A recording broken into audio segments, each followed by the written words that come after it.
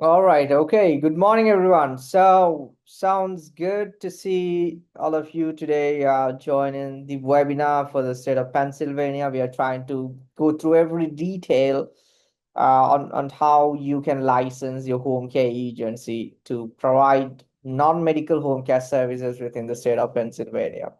So, before we kickstart, I would like to understand we have Amna and who else do we have on the call today?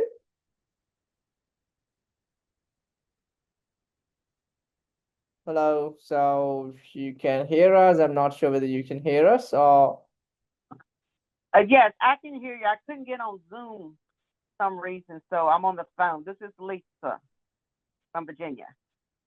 awesome. All right, Lisa. Okay, sounds great. So, all right, so let me share my screen and then let's kickstart this program for today.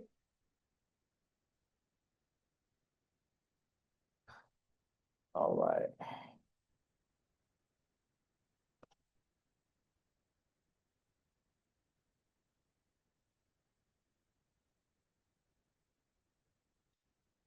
Okay, so thank you very much for joining the free webinar for initial home care providers in the state of Pennsylvania.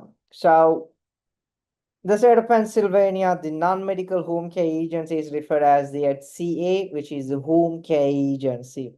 So this is where you can provide more of the personal support services, companionship, meal preparation, and more of the non-skilled or non-medical services to the community. And basically, this will cover the seniors or adults.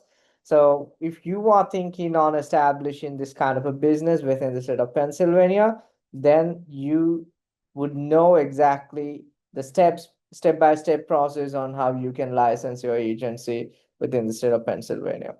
So, all right. So, just to introduce myself, I'm Anton Fonseca, and I'm a CHC and a SHAB accredited consultant. So, I represent carepolicy.us and homecareconsulting.us. So, just to let you know a little bit about the company, we have been in the industry for nearly 7 years, 6 to 7 years, providing licensing support and all of the supporting documentation support for all of the new providers, or let's say new startup businesses within the state. So we have nearly held, I think, nearly 1,000 customers in terms of document support, license and consultations, and also the other support services like branding, marketing for home care agencies, and helping with the IT solution. So basically, we cover everything under our entire umbrella.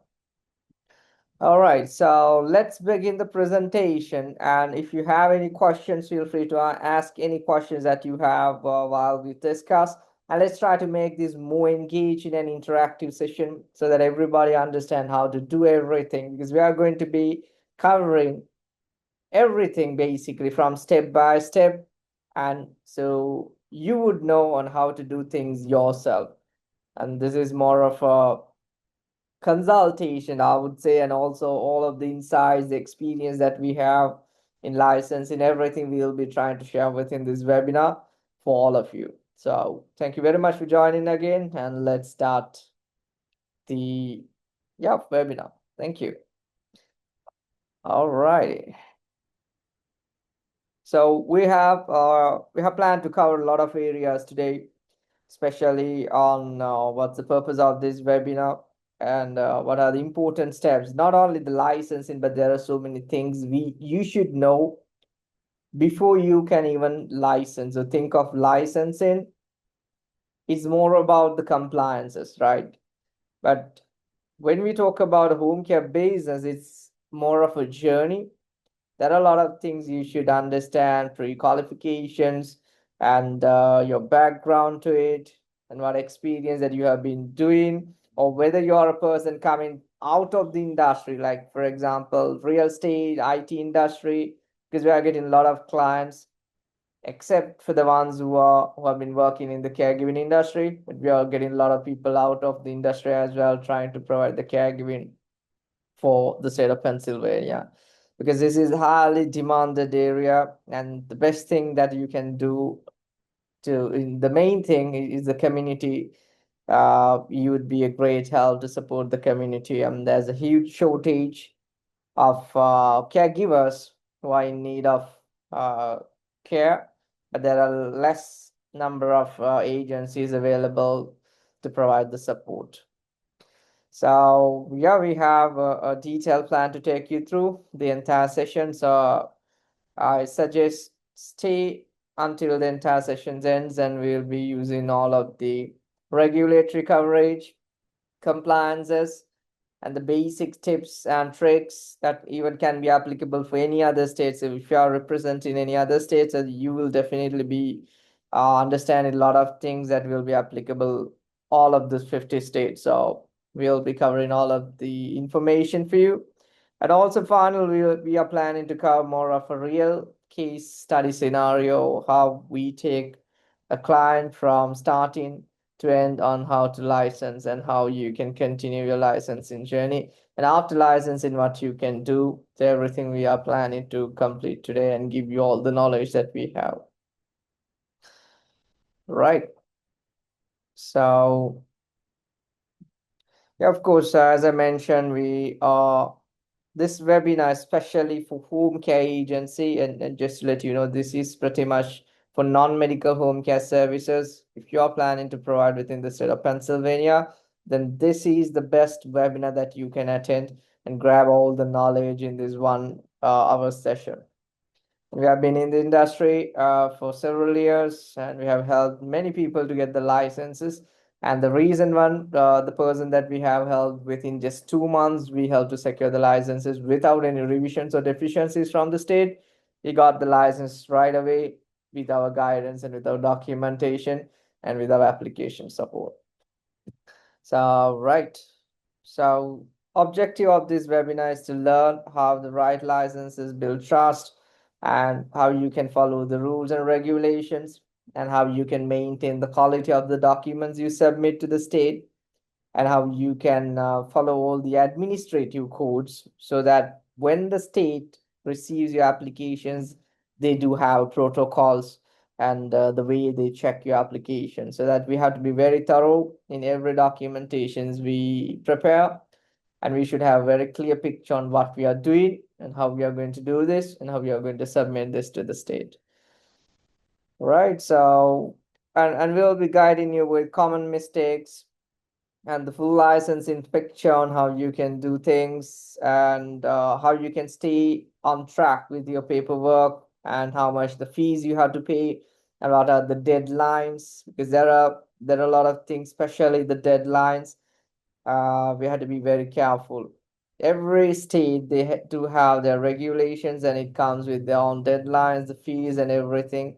So that's what we say. They have to make sure we comply 100% of everything what the state requires for you to submit. Right.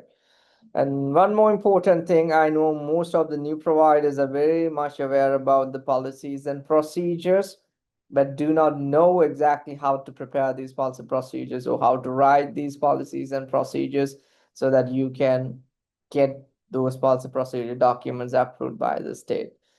And one more thing that I need to tell you is that policies and procedures are just one key component of the entire package. From now onwards, let's use the term package, because this application, it comes with many documents in hand. There are a lot of documents, let's say around 10 to 20 documentation comes as a package. That's what we need to submit to the state. And it's not just one document at a time. Everything all together we are supposed to submit to the state and make sure everything is in compliance with the laws, regulations, and the state specific compliances for the state of Pennsylvania or any other state. If you are looking for any other state, then that the same rule applies as well. And yep, we will be, of course, having a Q&A session to answer your questions and help you with the real life examples on how you can tackle everything what you've been looking to achieve on your home care journey. Right. So, okay. So first of all, most important thing that we need to understand, what's a home care agency, right? So when you talk about home care agency, and this applies to many states, but in different states, it's referred in different terms. For example, In Pennsylvania, it's referred as the home care agency. In California, the terminology is home care organization, HCO. In Texas, it's mainly referred as the PAS, personal assistance services. All right, in Georgia, it's referred as the private home care provider. And in Virginia, it's a home care agency. So likewise, the terminology changes, and of course, they do have the state-specific regulations. But what you need to understand when someone says home care agency, that means you will be providing non-medical support services such as personal care, companionship, and helping the seniors or adults live independently at home, and meal preparation, run errands, and more of the non-medical services or non-skill services you can provide under a home care agency. All right. And one of the important question is that when we talk about home care agency, that's a different setup for home care agencies, because a lot of people that comes our way are confused with a group home and a home care agency. So if you are looking to operate a home care agency, all you need is office, because you will be sending caregivers, or yourself, if you're a caregiver, then you will be sending out them to the homes of the residents. So your residence or your client's home is the place where you will be providing the services, not under your physical building, right? So you don't keep them under your roof, but you will be sending caregivers to their roof and providing the caregiving that is required in terms of non-medical home care services, right? And the other thing, what we mainly compare with, it's the medical related services or skill related services, and that pretty much goes under a license called home health agency, right? Home health agency is pretty much towards the medical services, or like more of the skill related services like wound care.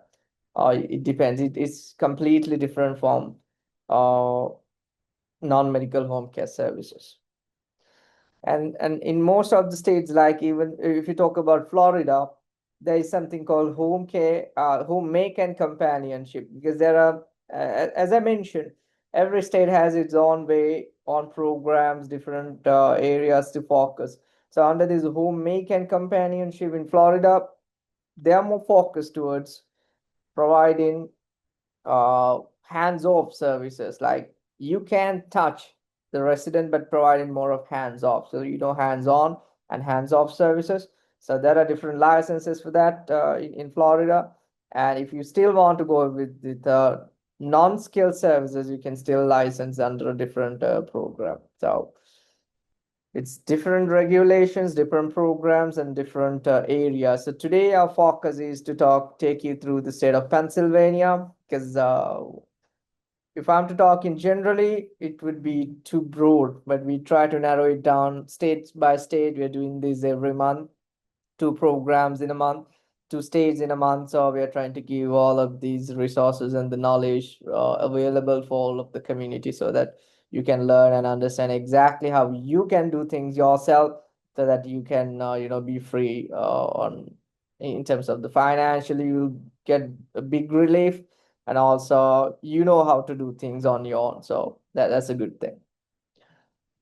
All right, so okay, so why you should open agents in Pennsylvania? So if someone asks you, why should I start a business in Pennsylvania relevant for home care agency? Why someone always talks about senior care is a booming business. Aging population is creating huge demand for new caregivers or new home care agencies to set up businesses and provide caregiving. So actually, every state there's a massive demand for senior care, because if I'm to tell you some facts, I think every day there's around 10,000 people getting older than 65 years of age. So imagine the need for care, but the number of people who are providing these care services.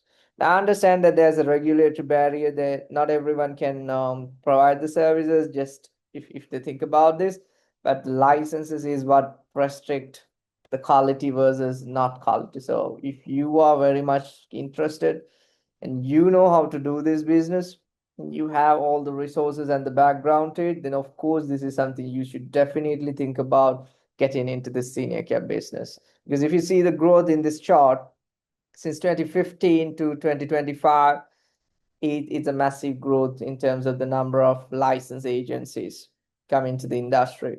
And this is more of the similar case in the scenario in all of the states in across the country. So this is something that you can think of starting if you're someone who is new and trying to think about this as a business investment. That's a great opportunity that you have to get things started. And also if you're someone as the first thing to provide the community support, because you can help the seniors and you would do a great job. So this is something that you would be fitting to provide the services to the community. So there's high demand, there's a big growth in the market. So everything this covers pretty much everything for you to support the entire audience and try to get the clients for you and everything. There's a lot of things because there's a shortage, and that's the main reason why you would be getting a lot of demand for the senior care business. Right. So, right. So this is, we are trying to get into the more of the state specific regulations. Here it comes to the level where we have to refer to the regulations, or as we can call this as the administrative codes. This is where we are trying to be very narrowed down towards the state specific, because every 50 states has its own regulations. None of the states have a similar process. No, some states are even not regulated, just a few, like I think Michigan, I think Iowa, and there are a few other states that are not regulated, but still there are certain things that needs to be submitted or the document needs to be provided. But the state of Pennsylvania, it's highly regulated. Unless you have a license to operate, you can do this business. So this is a good thing, as I mentioned. So you can prepare well to provide a quality service. And because of that, there's less new providers coming into the business because they don't have a license. And to get the license, now you will be learning exactly how you can apply for the license and what documentations you would need and what kind of the background you need to have and what kind of the legal documents that you have to put into this package and how you can obtain all these documentations starting from registering your business. We will try to take you through. So this chapter 51 and the chapter 611, it's the most important document that you need to refer in terms of the administrative codes and the regulations. So this is a pretty comprehensive area that how you can license, but this is in general, they have provided all the regulations. But what we need to understand, it's been compliant. So this is the chapter 611, home care agencies. And this is, you need to go through all these documentations, but this pretty much covers in terms of all the legalities and the compliances and everything. And these are we refer these terms as the administrative codes or the chapter codes. And this is state specific regulations and every information that you need, how to prepare documentations and how to write policy procedures. Everything is pretty much here. You can go through this documentation. It's publicly available on the state website. So everything is pretty much here. But today during this presentation, we will try to let you know all of the most of the information that you definitely need as the mandatory part of the documentations that you'll be needing to get the license. Right. So, okay. Let's try to move forward. So do you have any questions so far? Anything that I can answer for any of you?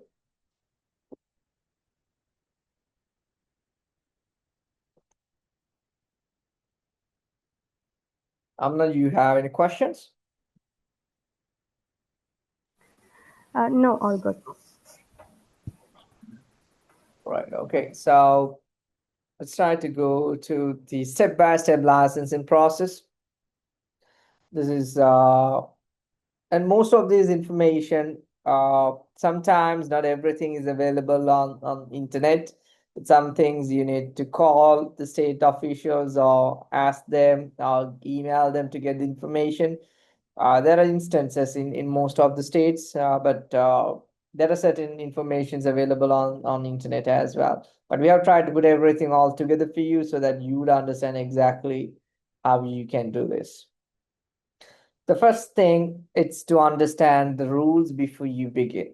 So as I mentioned, there are rules and regulations that are state specific. So these are the chapter 51, 611. These are the state of Pennsylvania state specific. If you are to provide a home care agency services or to become a licensed provider. So that's something, the first thing that you have to consider. And now we are going into the package. So this is what we were talking about, what documentations you would need and what are the areas you need to focus.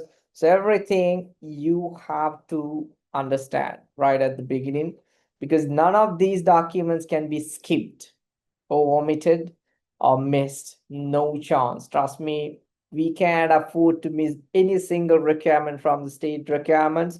Everything must meet its own specific guidelines, all the documents that they're expecting us to fill. We have to do that.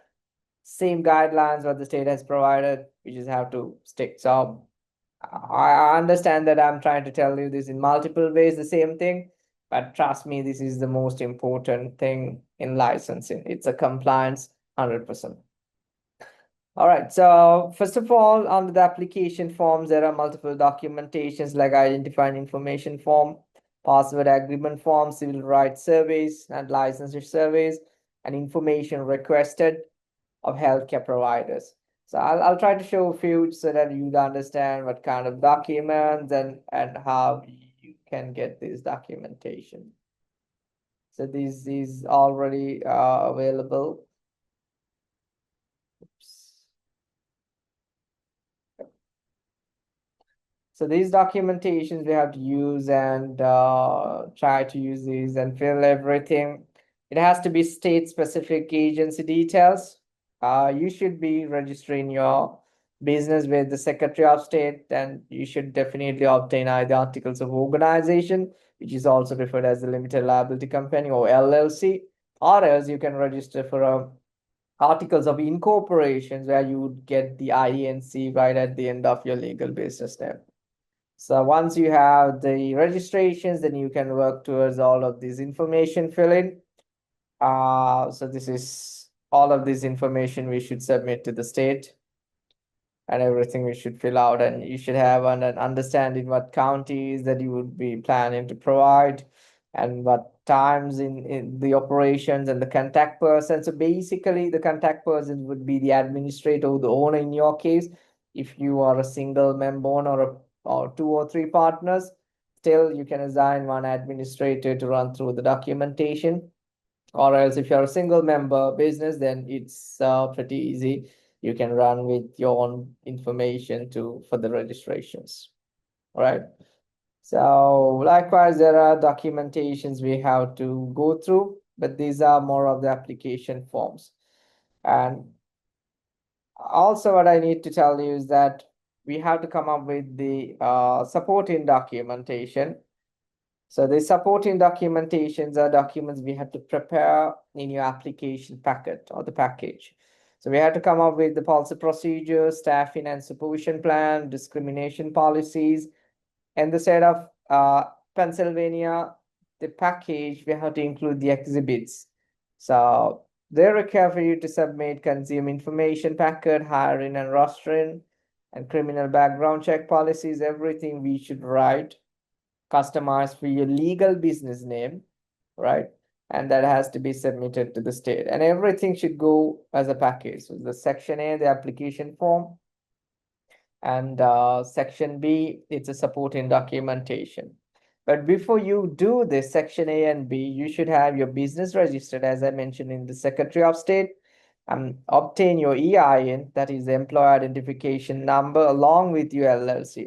There are so many agents out there who you can register with an agent to get your operating agreement, articles of organization, that's the LLC, and the employer identification number, that's from the Department of IRS for tax purposes, right?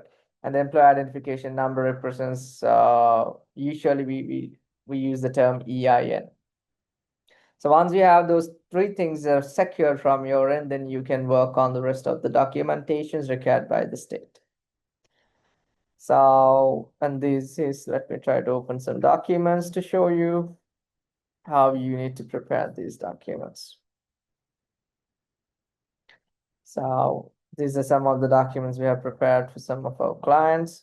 So we have to get these written exactly with your agency name like this, and you have to customize it for your address and which service areas, the counties that you would be providing the services. And there's a bit of a regulation that how we are going to write this distribution plan, the documentations, and everything. So this has to be referenced from the regulations that I showed to you right at the beginning. If you are to write on yourself, then you can go through the regulation sheet and try to use those terminologies and the technical information for you to write this from your end. But that's more of a regulatory part, but you have to write from the business perspective because you are providing the business documents, business policy procedures. But of course, you have to consider the state regulation, but you will be writing it as a business perspective. So one more important thing, you can't copy paste any of the information from the regulations and put on your document. No, you have to rewrite from your own business perspective as your business policies, but in compliance with the state specific regulations, right?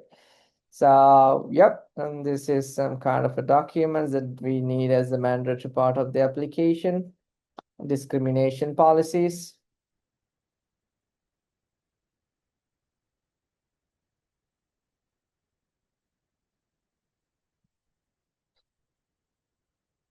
We have to provide all this information.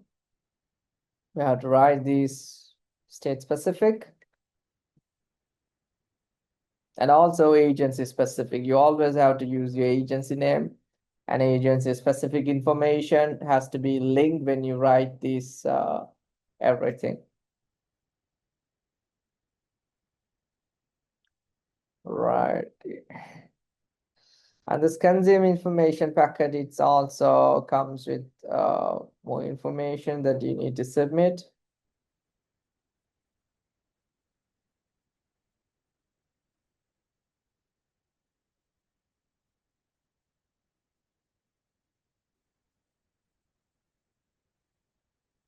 Companion services, meal preparation.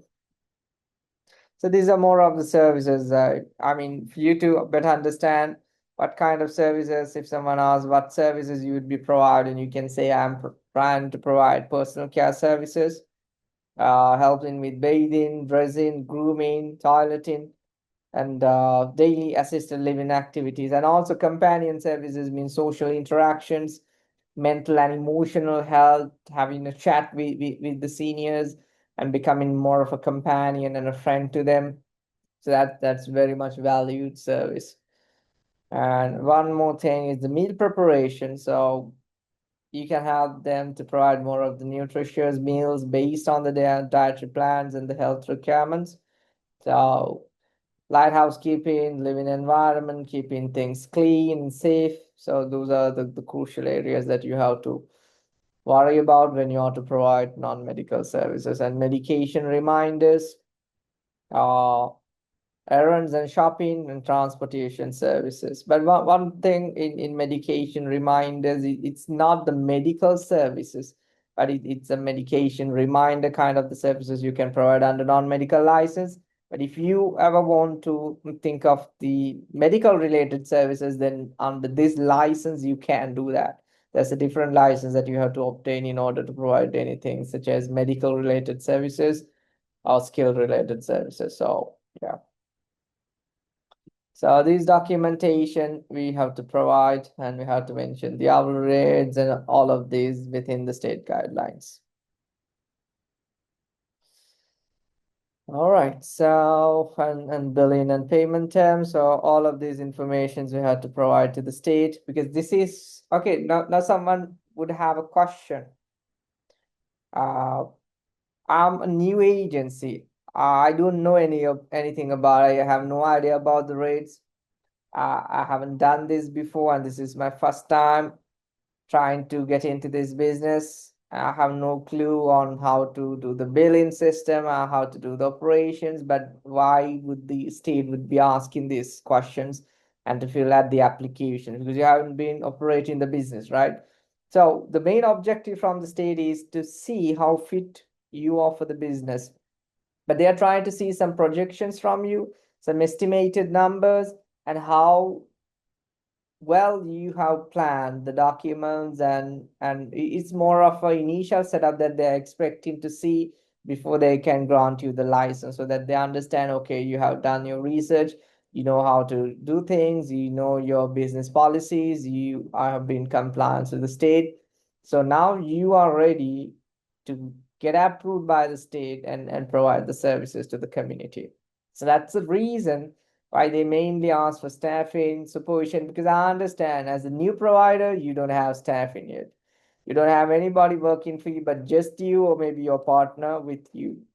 So, but this is everything for you to show that the state that you are ready, and you have to show more of the predicted version of your business and the numbers and the plan, the policy procedures, everything, so that the state would have a good confidence on you and grant you the license to operate the business smoothly. Okay, so right.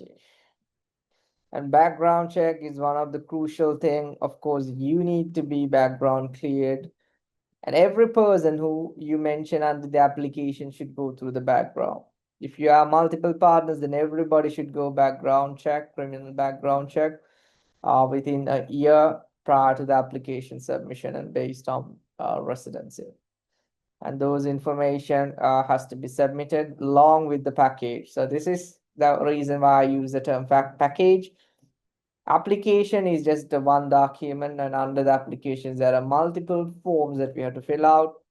And apart from that, we have to create a lot of supporting documentation that we need to submit to the state. So you see these, all of these documents we have to create for you and submit to the state. So I think I can show you this child abuse clearance process policy.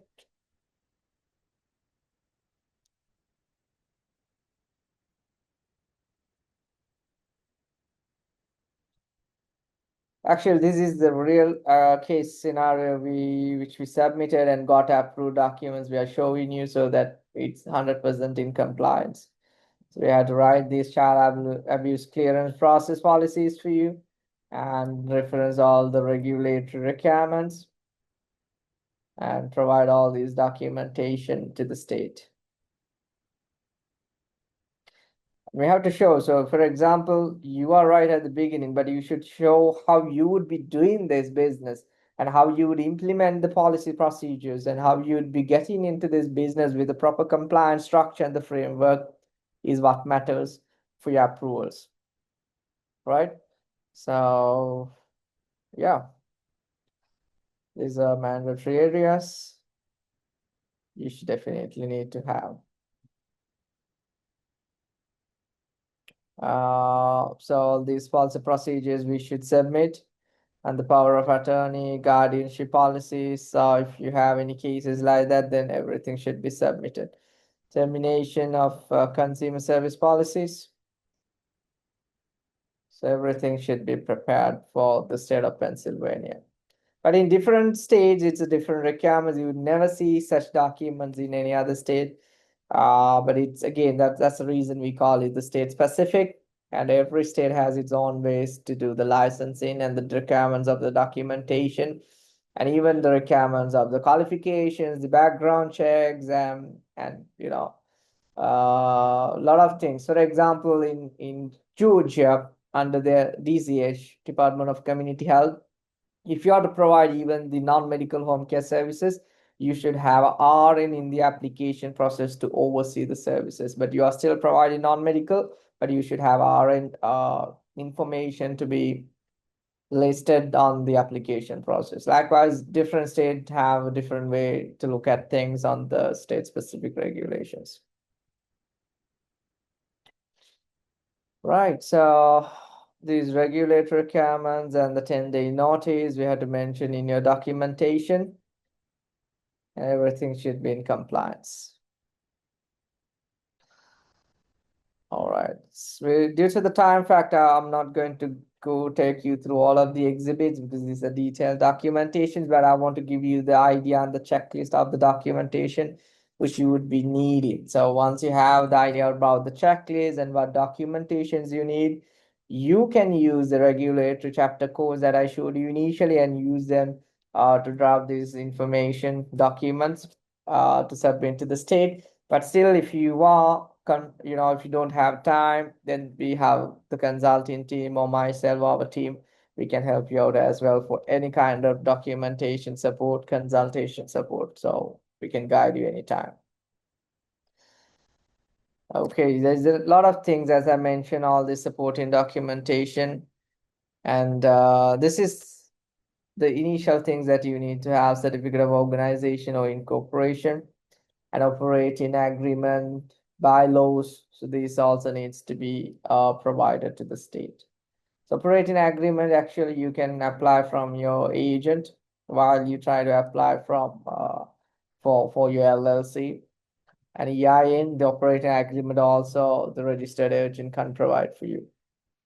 So, right, and the director on his resume to showcase what you have been working previously and what your qualifications or the background.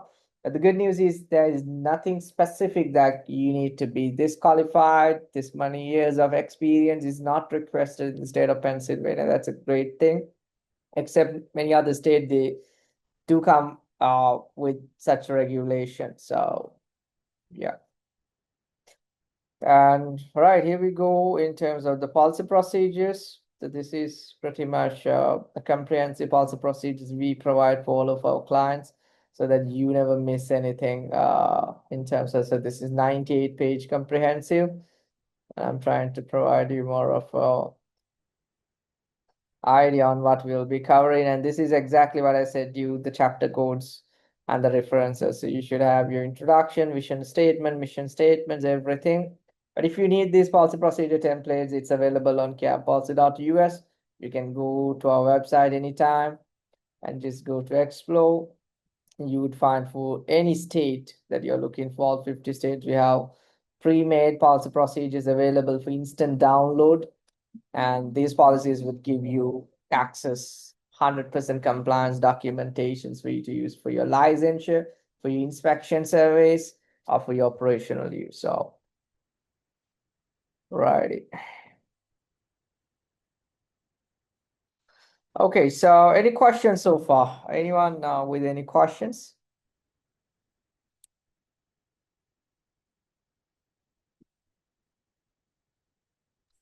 Not at this time. All right, so anything that you want to ask me or anything it's unclear that I have been explaining, or I can be a help for you, I'm sure.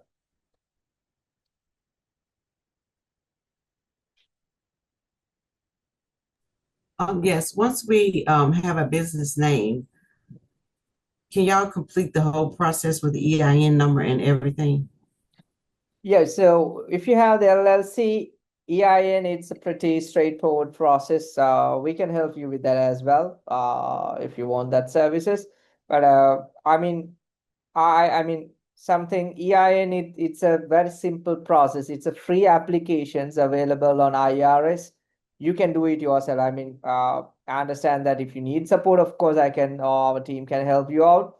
But if you want to save some, money, because it's a very straightforward process and it's a free application, no, you have to, I don't recommend you to pay for someone else to do that. But if you need that support, it comes with our consultation package. We can cover up everything for you. Yeah. All right. Any other questions?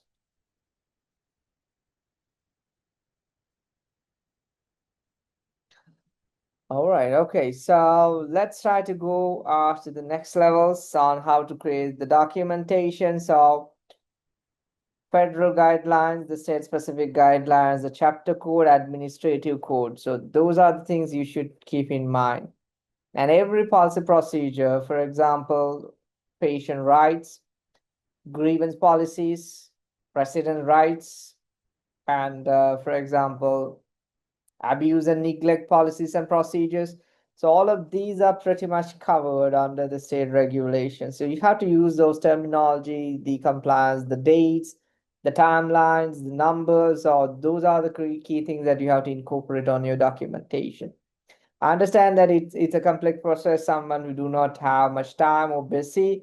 So at that time, I can recommend you to go to the documentation support, but still, there's guidelines that we are providing for you can do things on your own. You can try things out as well. Or if you need any help, then of course we can be available for you. So, right, and we have to make sure none of the documents we submit are with errors or incomplete, because the main reason why I tell you this, once we submit to the state any documentation or the package, we have no chance to, fix things up in case if something goes wrong badly.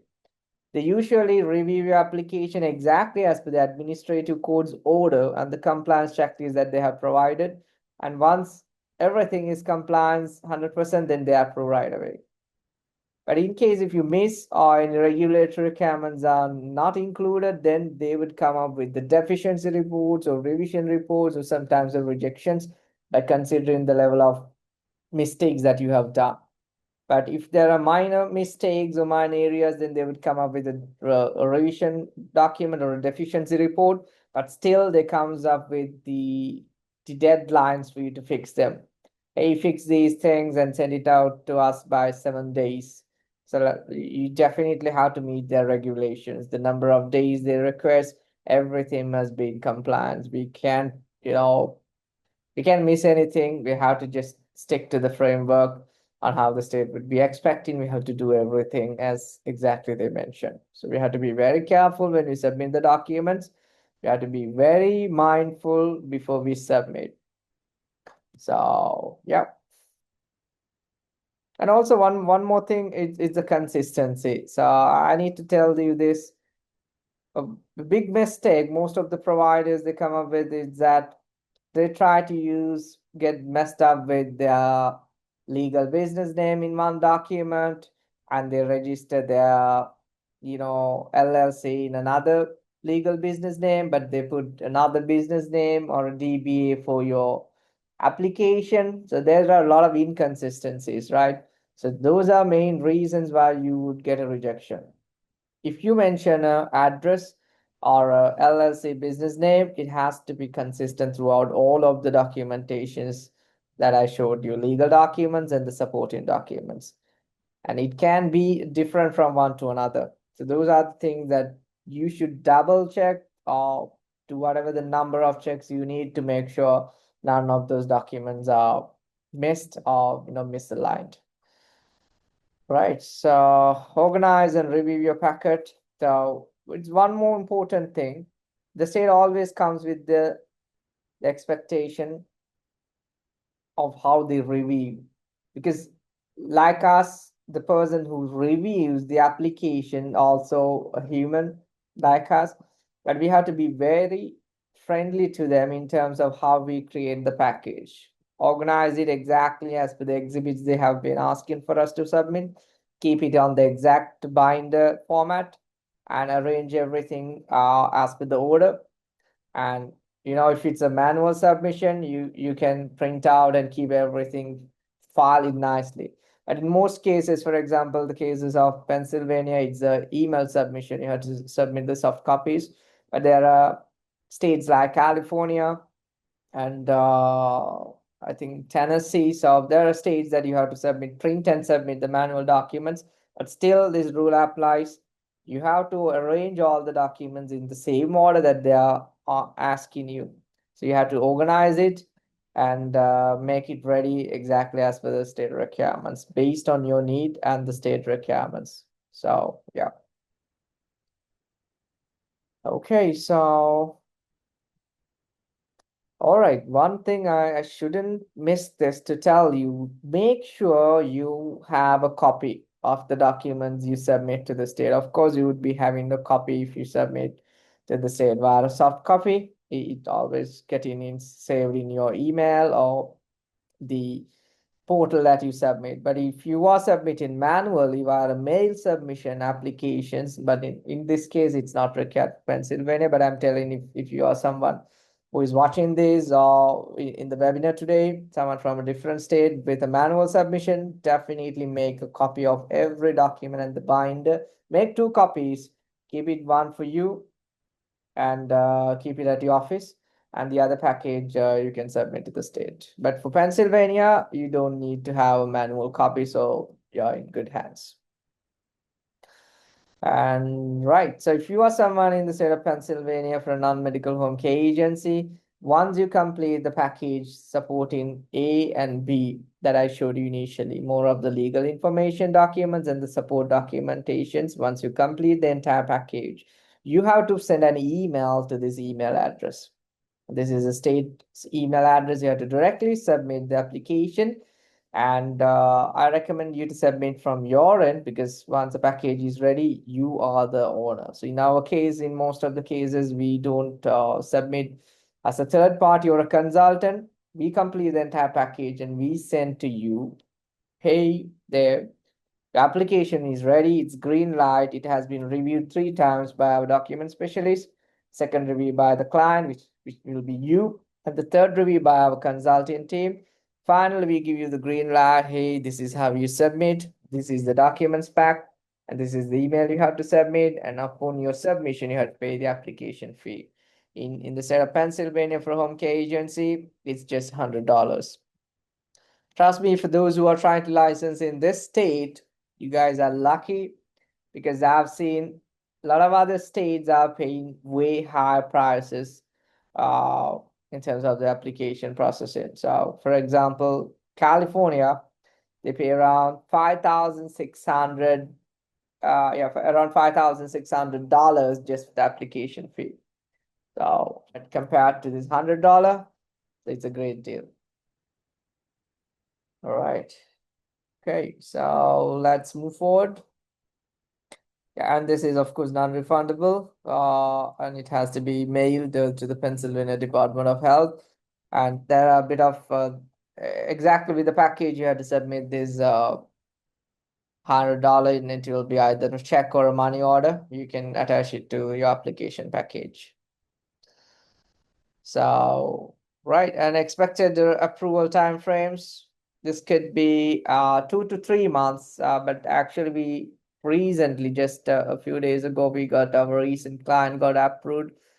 We have submitted a lot of applications, but this client, I think 2 months time, it just took 2 months time exactly to get everything prepared and to get the approvals, because we have to be careful, as I mentioned, not to get any revisions, not to be rejected, or not to get any deficiency reports from the state. So first time itself you submit, your peace of mind. Otherwise, it's going to be very, very stressful and a complex process if they start to keep asking you questions, keep asking you for additional documents, and if you're not in compliance, if they try to ask you to fix them, sometimes you wouldn't understand what the expectations from the state and how to fix that. So there are situations, so you have to be very careful on how you are going to submit this. As I mentioned, don't submit unless it's complete, unless it's 100% in compliance. All right, so let's move forward. Definitely, you should know how to avoid common mistakes that delay the approval. So as you see, double check all the forms are filled out completely and correctly. Ensure ownership and legal documents match business registration details. and complete the orientation before or during the review process on request. So not every state have the orientation, but we have commonly added this, the orientation requirement, but some states they do have. And respond promptly to any additional information request. So this is when the state comes after the application submission, when they come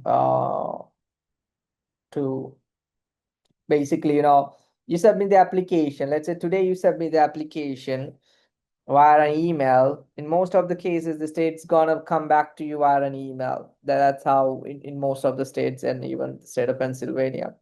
And you have to be very careful not to miss any single email after you submit. You have to be monitoring and keep in mind that you submit that application anytime soon. The state can come back to you asking for any changes or additional information. But in case if they come, you should be ready to respond to them. Unless if you're not confident on the application submission documents, I don't recommend to submit at all. But in case if you have submitted already, then be mindful to check your spam inbox or junk mails or everything, just to make sure you don't miss any emails and important communications from the state, because they always comes with deadlines. That's the most important thing. They send you an email, tell 7 days from today you have to submit this. But in case if you have missed that email, it's going to spam or your junk emails, then it's a nightmare. Right. So these are the practical problems every provider goes through. So I'm trying to tell you as much as can to keep you informed. All right. So what happens after you receive your license? So once you receive the license, this is going to be around, as I mentioned, usually we take from our end around 21 business days to complete a package. Along with your support, it's like two teams, care policy team and you, who will be the client of ours, and we both will be working on the same team, same goal, to make sure all of the documents are fulfilled, all of the requirements are fulfilled. And I'll try to show you a use case scenario and how we take all of our clients on a step-by-step approach, so that you don't mess things up, so you won't be confused. Because I know arranging and getting everything all together, it's overwhelming, right? It sometimes it's making things very stressful. So we have a very streamlined ways of taking things, and we can guide you through how you can do it from your own. If not, you can get our support. Of course, we'll be available for you. So yeah, once you're licensed, then you can begin the services, and in the approved counties, and the state may come for inspections, and you have to be ready. But the state won't be coming to inspections right soon after they offer you the license. Usually they give you some time to operate the business, and then they will be coming for inspection. So by that time, you should have the documentation ready, your policy procedures printed in your office, have all the forms, operational documents, everything you should have before the state comes for the checklist. I mean, the survey readiness. So you should have some kind of a checklist to tick off. Okay, these are the documents I need to have, and I have all of them. Even if the state comes for the survey today, I'm ready. You should have that confidence once you get the license and start operating the business. Right, so how you can continue to keep your agency compliant? Always, you should be up to date on the state requirements and the state specific guidelines. So those things, you can stay up to date, and we have some resources for you. We are running a Facebook group for home care owners. You can get those informations from us, and also we have a community. We have a home care community. Actually, it's a home care. I think I can show you that. So all new providers can ask questions. It's a free community for everyone. So all questions, you can have all these questions, and we as the consultants freely answering all your questions. If someone has a question, so this is like a communication chain. You can see if someone wants to know about something, then we hop in and try to provide the guidance. Or if someone of you needs some support, the people in the same state you can find from this community, because this is trying to be more of a peer communication. for those who are trying to, understand a lot of things and ask questions. And this is specifically for home care providers, either group home health, mental health, children facilities, everyone. This is one-stop place that you can ask all your questions and get the answers from the peers available on the group, because all of you here will be the new agency or the providers like you. So it's a peer connecting platform that we have prepared for to support everyone. All right, so yeah, let's try to move forward. And this is a real life example that I can try to take you. So any questions so far? No, all good. All right. I mean, feel free always to ask any questions, any kinds of question. I understand that sometimes by listening to this, you might, if you are from a different state, you might have questions, so feel free to ask. Even though I'm not prepared for any other state today, but I'll try my best to answer any questions that you have in terms of the licensing journey. All right.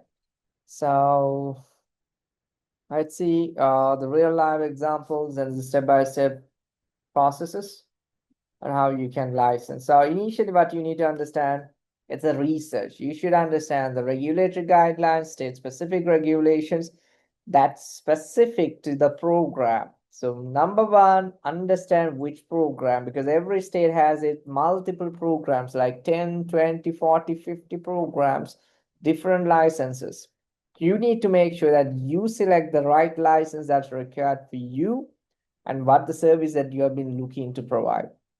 Right, so that's the most important thing. So if you someone it's trying to provide non-medical home care services in the state of Pennsylvania, then you have to select the home care agency. That's your program, that's your licensing program, right? So that's, you should be thinking and making sure that you go through that to provide the services. So right, and that's the most important thing. Your basic research matters in the level of services and what you would like to provide. And if someone of you are RNs or LPNs, then you can think of more of the nursing services, medical services, home health services. So it depends, right? So that's why I'm telling you, do a bit of research, understand basics, or try to contact a consultant from our team, myself, or some other consultant from Care Policy or Home Care Consulting.us. So we can guide you to select which area that you need to focus on trying to get things up and running. Right, so okay. So and the other thing is that not every state provides an official checklist. So that's a nightmare because nobody knows and nobody has ever communicated on how to do things, especially on this licensing journey. It's very complex for you to find a path on how to do things. You have no clue whether you are in the right path or not. Sometimes you might having troubles in connecting with the state officials because they are busy. In most of the cases, they have been doing the application reviews and everything, but still you might lack the enough information. Then you can have a consultant to assist you if you need any support. Okay, so I'm trying to take you through a real life example, how we help the client to get the license for the state of Pennsylvania, exactly for a home care agency. In 2 months' time,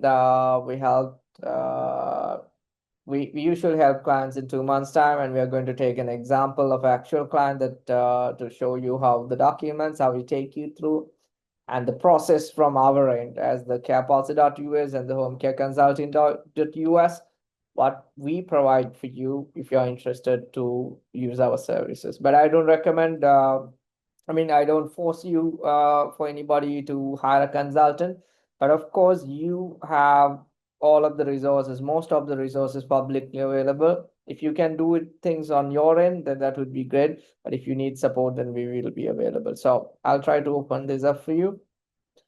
This is an example of a checklist that we have created for our client. So you don't miss anything, we don't miss anything, nobody misses anything, and the licensing process would be smooth. So these are all of the documents. I'll try to tell you. You basically need, I think, all right, here we go. 35 documentations, let's say roughly 33 documents, skipping all these things. Let's say around 30 documents you would be needing to complete the license for a home care agency in Pennsylvania. So under a home care agency, you would be needing several legal documents, and legal documents you can get by yourself, or if you need any help, then we can assist you as well. For example, your LLC, EIN, and your resumes of the owner or the administrator, and your SSN, date of birth, all of these are required from your end. And there's a lot of other supporting documentation, such as discrimination policies, the entire policy procedures for Chapter 611, and we prepare everything for you if you have no clue on how to do that. The rest of the supporting documents that are needed, the criminal background checks and all of these informations, we will be guiding on how to take. And if the documentations, support documents, forms, or anything that needs to be filled out from our end, we'll be helping you, and we'll be letting you know how to get these documents and what's your next step. You don't tell you do all of these today, no. We take you through the step by step, but within 21 days, we are trying to keep an internal deadline. This is not a state specific deadline, but we are trying to put you inside our internal deadline, so we never let you to drag this project. I mean, I understand that in most of the cases you might have excuses, but we always recommend clients to stick to a framework, stick to a deadline, complete it at a stretch, and you are done and dusted. But never keep pushing things, and because some clients we have seen, they keep pushing for months and months, and just for very simple documents and information, some clients try to keep push things. So we are trying to be very much following up every day and pushing you to get things done as soon as possible. So that's the main reason we have 21-day deadline, to make sure we complete everything on time. Another reason why we are trying to push you to get things done as soon as possible, whatever the information. For example, if you are delayed to get the background check and fingerprinting, we always follow up and try to guide with all the information, documents, or where you have to go, where you have to schedule an appointment, everything we support you as well. And the reason why I wanted to tell you why we are pushing this much, because of the regulatory changes, all the regulation, the requirement changes by the state. Imagine we've been walking through documents for around 2-3 months.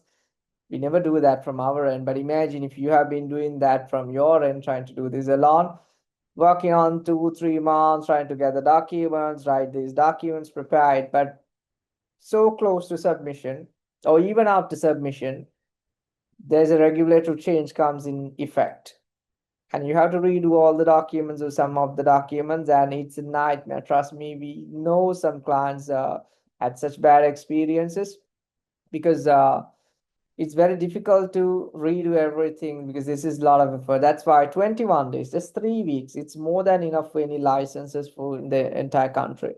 So within these 3 weeks, we complete everything, and you work with us for our needed areas, and information that we need to fill your applications and documentations, and then we completed everything with 100% compliance, ensuring 100% quality of the documents and the package completeness.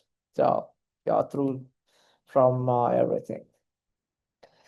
Right, so likewise, we provide you with all of the documentations, the pack, and the exhibits. We create everything for you, only legal documents and your resume, and your business registrations, and those are the few things you need. But still, if you have these EIN, if you're unable to obtain, then we can help you as well.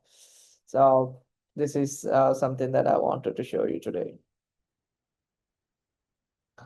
Okay, so of course we help you checklist, and once the entire checklist is 100% ticked off, it's when we go to the next stage on application submission and letting you submit the documentations, because we have a private folder created for you. we will be having your order number with us, and you will be getting a separate documentations, and this is something package looks like, but I can't open any of these because of the confidentiality, but I'm trying to give you some idea on how we work, what documentation that you need to have in order to get everything ready, right? So, right, okay, so let's try to move forward. Creation documents, everything should be in compliance with the checklist, and all of the documentation should be ready before you can set the application. The client review, it's finally once the documentation have been completed, we have a review process internally, our document specialist, that's our one of the department for review department. And the number two review, again, from the document department, we submit the documents to the client review. That will be you who will be going through all of the information. I know you submitted the correct information, but still we need you to look from another eye, double check, make sure the SSN you gave us, it's correct. Make sure your date of birth is correct. You know, everything should be complete, perfect, no room for errors. And finally, once that review has been completed, and we will be going through consulting review. Our consulting team will go through every word by word to make sure it's again 100% in compliance. No mistakes, no room for errors, and we won't be getting any rejections for sure, and we will not get any deficiencies. So that's a level of assurance and the trust that we have built so far doing this business for 7 years. And this is what we do in terms of the compliances. So finally, once the consulting team approves, then we give you the green light. In the state of Pennsylvania, you have to send the direct email that we showed you in the email on this application, the presentation, then you have to submit everything to the state so that you can use that package, exactly the same order that we have arranged it for you, then you can send it to the state. So everything is good to go. And this has to happen within the first 21 days so that nobody misses out anything. No change in effect. It's a very rare case if still regulatory change comes to effect, but still we will be with you within this time until you're fully approved. We don't just let you go after the application is submitted, because after the application is submitted, that's the time when you really need help in case if the state comes back. But the first thing, we make sure the documents and everything it's 100% in compliance, but still in case if the reviewer from the state and if they want something to be added or additions, then we will be available to support you until you're fully approved. So, right. Application submissions that I explained to you, we have to make sure how to submit. We will be guiding you how to pay the application fee. We will be guiding you.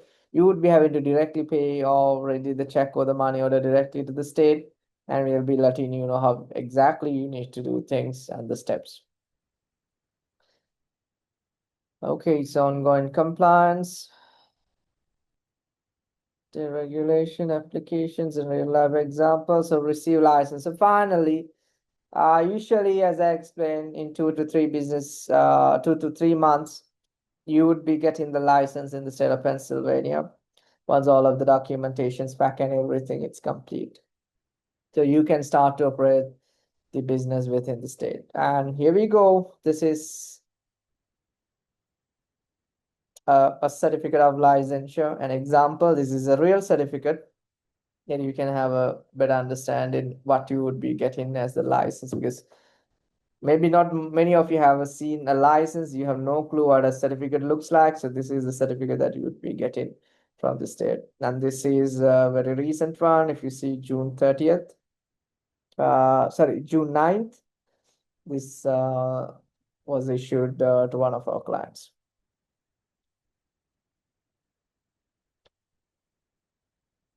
And the other thing that you need to understand, this is 1 year valid, and there will be a bit of a renewal process usually every year, but you don't need to go through complex process. Now you are fully ready, you know everything how to do. And the documents, when you work with us, the most important thing, you would be getting the entire documents back. We don't use you submit from our end. You need to know what you submitted, what documentations. You should have a copy of everything for you, so that you know how to do things on your own, or everything. We provide all of the resources for you. There's nothing hidden. There's nothing. There's no gray areas. Right. So, of course, we have helped many clients, and every person who wants to go ahead with us once they license,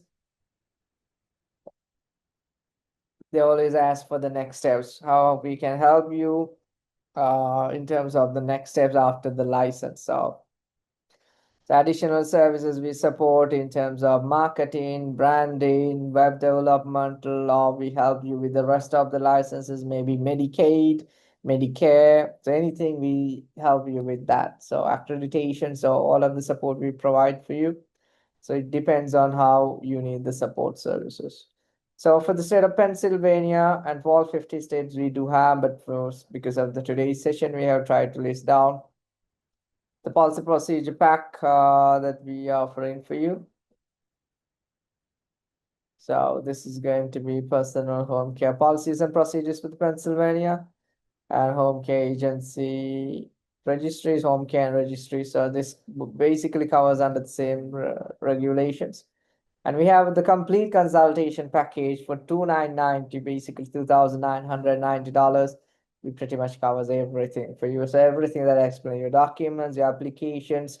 We guarantee the license for you under the complete package, as long as your background checks are cleared and you don't have any felonies or any convictions. Your license is guaranteed with our services. Okay, so any questions so far? So when you do the home non-medical, can you bill Medicaid? No. So I think, Lisa, you are from the state of Virginia, right? Correct. Awesome. So in the state of Virginia and many other states, when we talk about Medicaid, it's a different approval from the state. You should definitely be initially licensed in the state of Virginia for a home care agency under the VDH, Virginia Department of Health, and under the Chapter 381 for a home care agency. And once you initially license, then with your license, you can apply to become a Medicaid provider with the state. That's a different license approvals. Initially, once you get the license for a home care agency, you can accept private pay, private insurance plans, your friends, referrals, everyone you can accept. But to get Medicaid, you have to go through a bit of a process with the state again to get things, get Medicaid clients. Okay, yeah, this was, but you can be a non-medical agency, correct? That's what I'm trying to find Yes, out to for make sure. Medicaid, non-medical home care agency, that's something you can apply for Medicaid. If you Okay, have home care agency, that's a non-medical home care agency, and then you can apply for Medicaid. Okay, and one more thing I'll try to tell you to clear your confusion. If you are trying to provide a home health service or skill-related services, and if you have a license for that, then you can apply for Medicare, right? And it's different from Medicaid. It's Medicare from CMS. That is correct. something called CMS 855A application. So that's different approval. You can attract the Medicare clients and provide those services. I mean, that's another level that you have to go, but after you get your initial license, it's recommended to go for either Medicaid approvals or Medicare approvals for skill services. All right. Now, for skill care, this is for Virginia. I just want to clarify. Instead of having, can you have contractors like facility, well, not facility, but a business that does physical therapy? Could you have them as a contract, or would you have to have them on your payroll as an employee? No, nothing as such. Initially, you should have a RN. Let's say if you are not RN or registered nurse, you should be hiring RN to put in the application, but I don't recommend to hire and put it on the payroll at this stage, because Lisa, the main reason, once you put the application to the state, there would be few months that they're going to process. So until then, without you doing your business, operating the agency, you can't keep paying payroll, right? I mean, any payments to anyone. If you are RN, then of course you can input your information, but if you are not RN, then you can get the information of RN and put in the application to process, because RN is mandatory if you are trying to process, provide skill related services in the state of Virginia. Especially at the application, we have to mention the RN details, everything, before we submit the package. Yeah. Okay, so right, any other questions?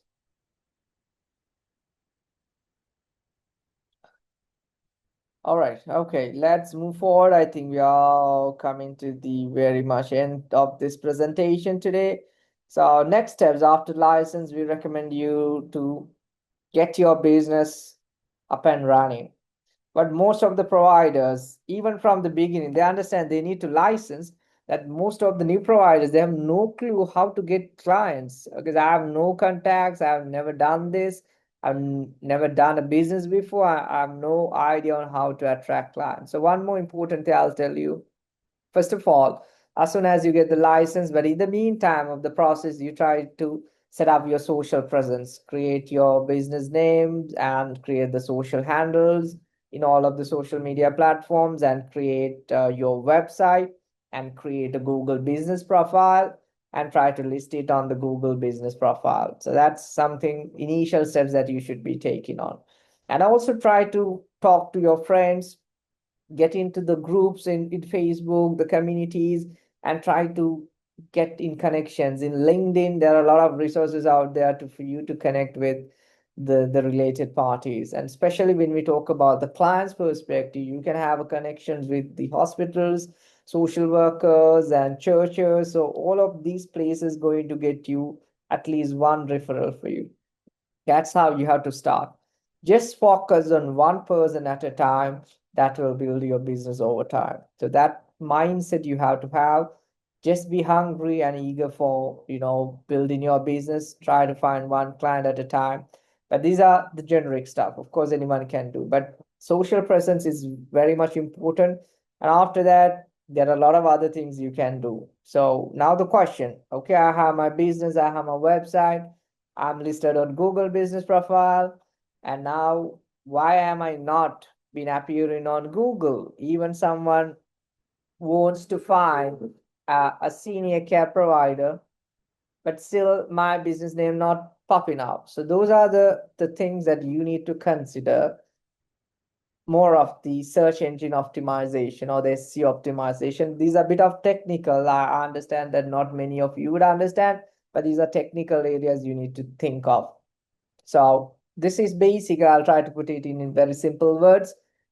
So your website, if you have a website, when someone tries in the state of Pennsylvania, in particular area, a family is trying to find a caregiver for their father, and they would search, I need to find the best home care provider in Pennsylvania in this particular county. And that search should bring your business profile top on the Google ranking. So how you can do that? That's when you try to do more of the SEO, search engine optimization, write blog articles, do email campaigns. There are a lot of things that you can do to get the leads, get a phone call from the customer. So there are a lot of things you can do.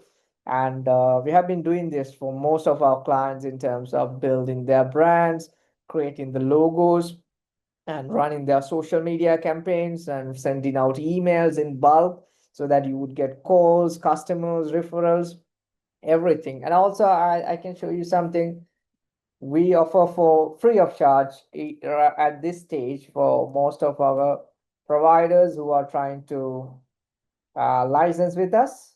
So this is a subsidiary company of Care Policy.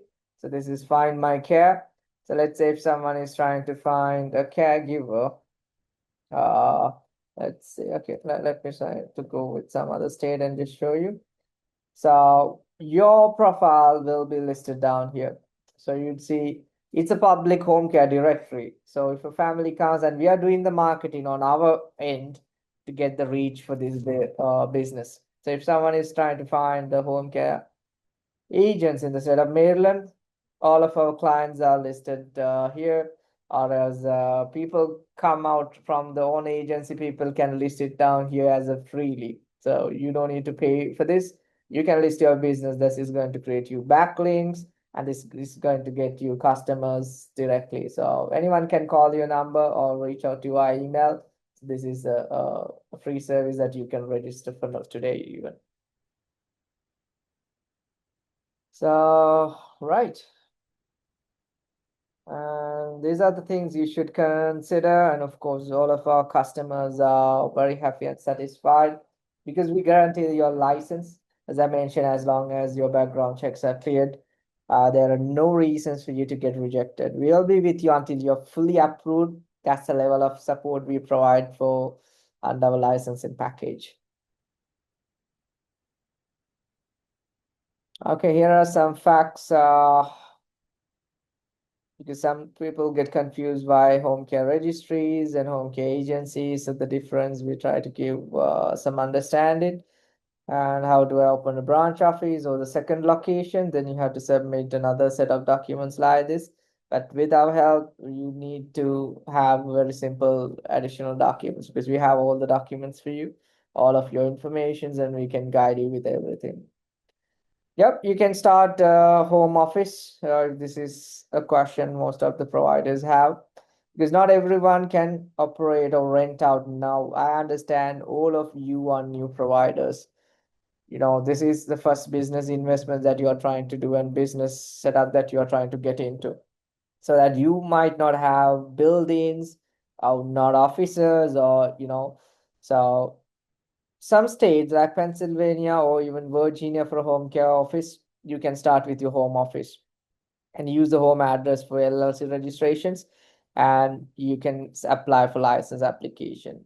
But imagine if you are to have a dedicated place, a separate office, then you would be having to pay rental, right? And around 1,500 or 2 grand or 3 grand. So renters keep paying just for office space or a building, but still you don't make any money and you're not approved because the state is taking few months to review and approve, and until then you can't afford to pay rental costs. So that's why we recommend you to go with home office, and as per the regulations, you're still safe enough to go through with the home office. But if I'm from a different state and have a different LLC, you can still apply, but I don't recommend to apply as a foreign entity. It's a more complex process for you. The simplest way, if you are from, let's say you're from Florida and you want to go with Pennsylvania non-medical home care agency. So the best and the easiest way, find a location in the state of Pennsylvania and register a new LLC under the Secretary of State of Pennsylvania and obtain the EIN for that. That's simple as that. But still, if you are a big corporate running in Florida, and you want to use the same umbrella, then you can still register as a foreign entity and apply with Secretary of State registrations from the state of Pennsylvania, but it goes under the parent company in Florida. So these are options that you can explore. All right, do I need experience in healthcare? No, you don't need. For the state of Pennsylvania, you don't need any background as such. That's a good thing. You can start this business right at the beginning. And do I need to hire staff before getting licensed? No, you don't need, and this apply for most of the state unless you provide skill services. In most cases, you need a RN or LPN.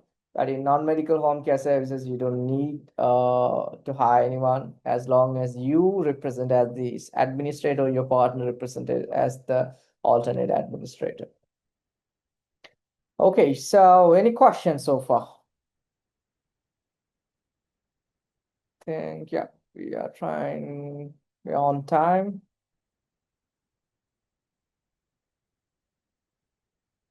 Anything, Amna? Lisa, do you have any questions? No, I'm good. Thank you.